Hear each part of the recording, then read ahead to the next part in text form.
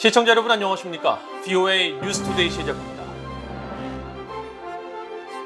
북한이 올해도 핵과 미사일 현대화 노력을 지속하면서 다양한 미사일 발사 시험과 핵장치 시험 등을 고려할 수 있다고 미국 국방정보국장이 밝혔습니다. 또 북한이 안보리 제재를 위반하며 계속 무기를 수출하고 있으며 미얀마 등에 대한 무기 판매 가능성도 있다고 지적했습니다. 첫 소식 박형주 기자가 보도합니다. 미국 국방부 산하 국방정보국 DIA의 스콧 베리어 국장은 17일 하원 군사위원회 정보특수작전 소위원회가 주최한 청문회에 제출한 서면 답변을 통해 북한이 2022년에도 핵과 미사일, 군사 현대화 노력을 지속할 것으로 예상한다고 밝혔습니다. 특히 북한 지도부는 전략적 억지와 미한 동맹의 군사 역량에 대한 대응을 강조하고 있으며 힘과 결의를 과시하기 위해 다양한 탄도미사일과 순항미사일 추가 시험, 사이버 공격과 또 다른 핵장치 시험을 고려할 수 있다고 밝혔습니다. 그러면서 김정은 국무위원장이 미국과의 잠재적인 협상에서 자신의 지렛대를 강화하기 위해 이런 군사적 개발을 활용할 가능성이 높다고 지적했습니다. 베리어 국장은 북한의 추가 도발 가능성에 대해서는 군사 역량 개발과 미국, 한국에 대한 압박 추구라는 북한 지도부의 셈법에 달려 있으며 특히 대륙간 탄도미사일 ICBM 시험 발사를 할 때는 외교, 경제적 역풍도 계산할 것이라고 전망했습니다.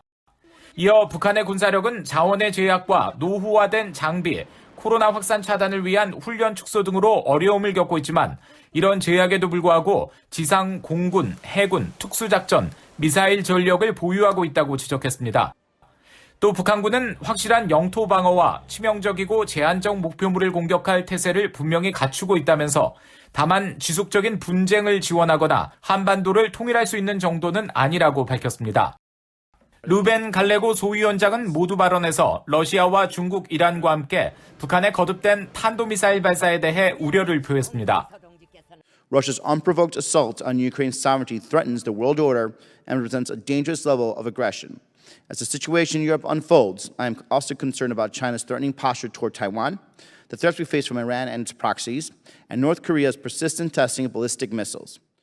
북한의 무기 수출 문제도 지적됐습니다. 베리어 국장은 여전히 북한은 재래식 무기와 군사 장비는 물론 미사일 기술에 대한 공급자 역할을 한다면서 이란, 시리아, 우간다 등의 일부 무기 구매자들에 대한 수출을 숨기기 위해 중개업자와 위장 기업을 이용한다고 밝혔습니다. 또 현금이 필요한 북한과 군부 쿠데타 이후 무기 거래 선택지가 줄어든 미얀마 군부의 상황을 고려하면 북한이 미얀마 군부에 무기 판매를 재개할 수 있다고 평가했습니다. VOA 뉴스 박형주입니다. 미국 백악관은 바이든 대통령과 시진핑 중국 국가주석이 18일 전화통화에서 우크라이나 사태와 타이완 문제 등을 주로 논의했다고 밝혔습니다.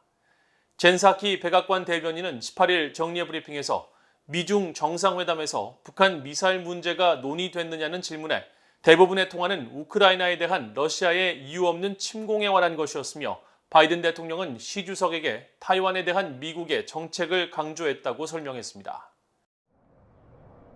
한편 잘리나 포터 국무부 부대변인은 18일 전화 브리핑에서 최근 2단 탄도미사일 발사로 도발 수위를 높이고 있는 북한에 대한 미국의 대응 여부를 묻는 질문에 탄도미사일 시험을 확대하기로 한 북한의 결정은 긴장을 고조시킬 위험이 있다고 지적했습니다. 그러면서 미국은 인도태평양 지역을 안정시키고 외교의 문이 열려 있는 동안 미국 본토와 동맹국의 안보를 보장하기 위해 필요한 모든 조치를 계속 취해 나갈 것이라고 강조했습니다. 포터 부대변인은 또 미국 정부는 북한과의 외교를 추구하며 전제 조건 없이 만날 준비가 돼 있다는 점을 북한 측에 공개적으로 밝혀왔으며 바이든 대통령도 김정은과 회담할 용의가 있다는 점을 분명히 해왔다면서 그러나 지난 트럼프 행정부에서 봤듯이 정상회담만으로는 진전이 보장되지 않는다면서 미북 간 정상회담은 실무 협상을 기반으로 해야 하지만 북한은 계속 대응하지 않고 있다고 지적했습니다. 미국 상원 군사위원회 공화당 간사가 북한의 2단 미사일 발사와 영변 핵시설 재개 움직임을 비판하면서 북한은 도발 속도를 늦추지 않고 있다고 비판했습니다. 따라서 미국은 영내 미사일 방어 협력을 확대하고 핵무기 사용에 관한 기존의 정책을 유지해야 한다고 밝혔는데 의회에서는 러시아의 우크라이나 침공에 대한 미국의 대응이 북한을 더 대담하게 할 수 있다는 우려도 계속 이어지고 있습니다. 이조은 기자가 보도합니다. 제임스 이노프 미국 상원 군사위 공화당 간사는 북한의 최근 무력 시위와 관련한 VOA의 질문에 북한의 최근 미사일 시험 발사는 올해만 10번째 발사인데다 영변 핵시설에서 농축 작업이 재개되고 있다는 보도도 있다고 지적했습니다. 그러면서 북한이 도발 속도를 늦추고 있다는 징후가 보이지 않는다면서 자신이 거듭 지적했듯이 세계는 점점 더 위험해지고 있어 미국은 국방비를 늘리고 영내 미사일 방어 협력을 확대해야 한다고 강조했습니다.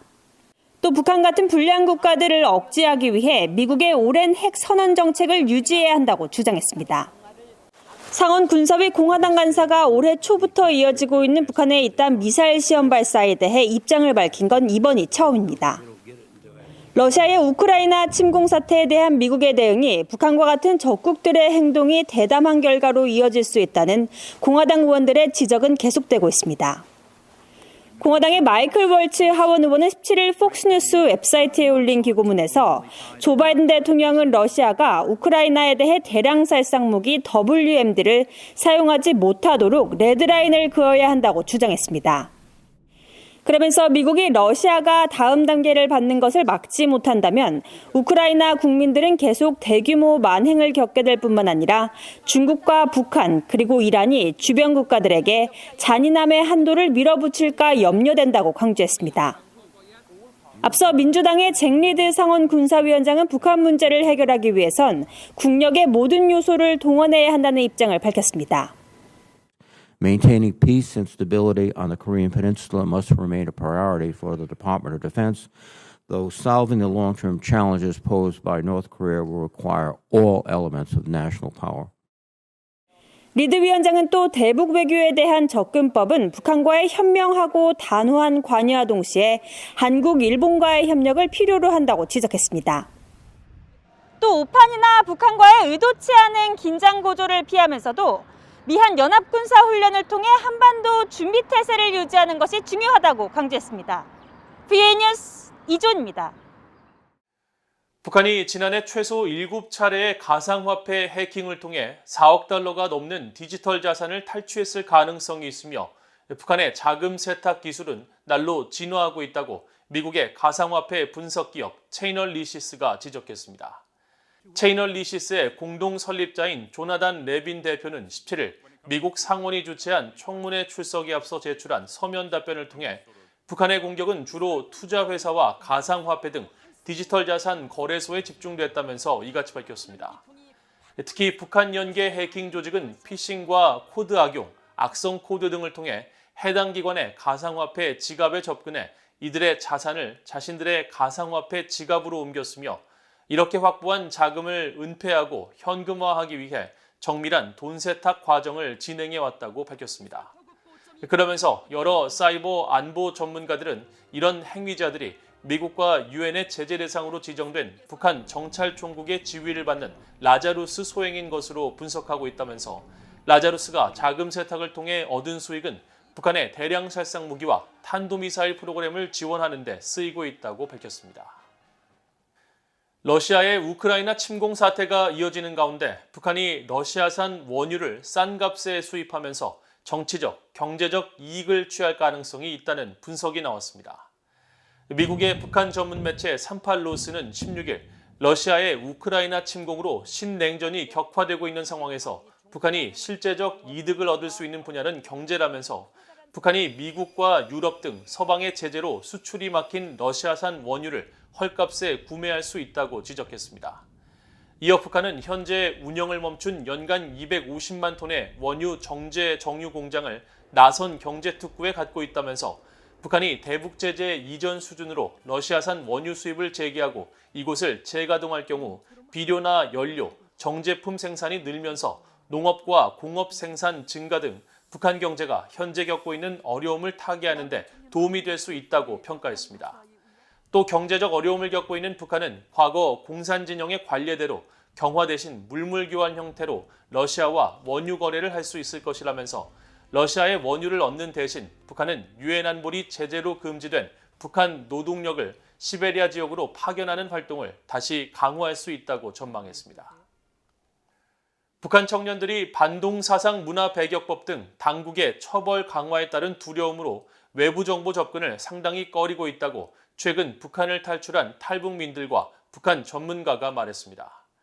18일 북한의 정보 자유라는 주제로 주한 미국 대사관과 미국의 비정부 기구인 국제공화연구소 한국사무소가 공동 주최한 화상회의에 참석한 북한 평양理과대 출신의 탈북민 장혁 씨는 북한 주민들은 안전한 루트가 없으면 과거보다 외부 정보에 접근하려 하지 않는다고 밝혔습니다. 한국항공대에 재학 중인 탈북 청년 유성현 씨도 외부 정보 접근이 과거보다 몇 배나 더 힘들어졌다며 북한에서는 한국 드라마나 영화를 본 것만으로 최대 15년의 노동교화형 처벌을 받는 데 대한 두려움이 팽배해 있다고 지적했습니다. 이와 관련해 참석자들은 북한 주민들이 보다 안전하게 외부 정보에 접근할 방법을 모색하고 북한 주민들에게 실질적으로 도움을 줄 수 있는 다양한 통계와 학습 정보 유입이 필요하다고 강조했습니다. 특히 한국국민통일방송의 이광백 대표는 외부 정보 유입 단체들도 주민들에게 피해가 가지 않도록 치밀한 배려와 노력이 필요하며 직접적인 정권 비판 내용보다 세상과 자신의 삶을 비교하는 내용으로 조정하고 있다면서 당국에 발각돼도 바로 파기할 수 있는 초소형 SD카드를 사용하고 있다고 설명했습니다. 이상으로 BOA 뉴스투데이를 모두 마칩니다. 시청해주신 여러분 고맙습니다.